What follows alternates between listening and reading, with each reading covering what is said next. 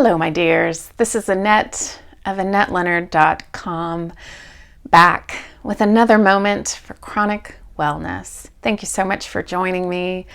I am continuing to talk about when life feels like it's put us in a pressure cooker and how we manage that undue stress, those extra burdens, and acknowledging that some of them may be short-lived, like the fact that my mother-in-law was in the hospital for 11 days, and some of them may be long and ongoing, like the fact that I believe we are beginning the journey of dementia with my father. And best-selling author Stephen Covey had a book called The 7 Habits of Highly Effective People that I think is still relevant and well-known today as it was when it first came out something like 20 years ago.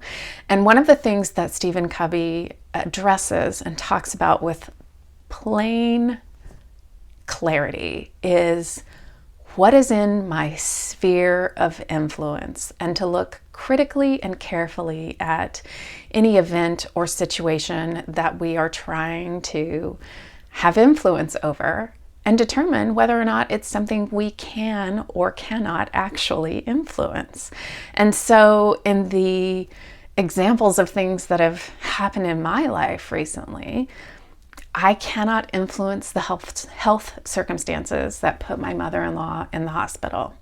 I cannot influence the fact that insurance is not going to give us much money for our 12-year-old car that is now totaled. But I may be able to influence my father and his long-term decisions.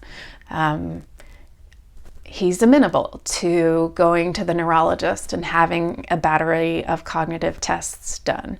So I am going to exert some of my time and energy there because I understand its long-term payoff, both for his physical and financial and potentially mental and emotional well-being, but also how it impacts me and my well-being into the future to make sure that my dad is well taken care of. And so when I think about where to put my most precious resource, which is my time and my energy, to think about where I actually have influence, and to try to spend my precious energy and time on things that I actually have some amount of influence over. Because spinning my wheels on things that I don't have any influence over isn't something I have the luxury of doing. And you may not think of that as a luxury because, right, who actually wants to spend time and energy on things you don't have influence over? But we do it all the time, right? Like I dedicate a lot of emotional real estate to things that I don't have influence over. And with chronic illness, that is a luxury we cannot afford. It is really about getting clear, and maybe that's through talking it out with a friend. Hey, can I really shape this situation? Can I not? Maybe it's through writing about it, putting things in columns. Can I influence this? Can I not? Why do I think I can? Why not?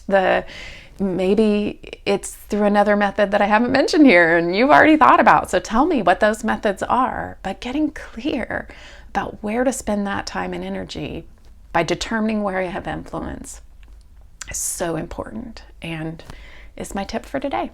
So thanks for tuning in, and I wonder what influence this is having on you and what thoughts you have about how to deal with times of undue burden and hardship and stress. I'd love to hear from you, so please sound off. And until we're together again, thank you for being here. Be well.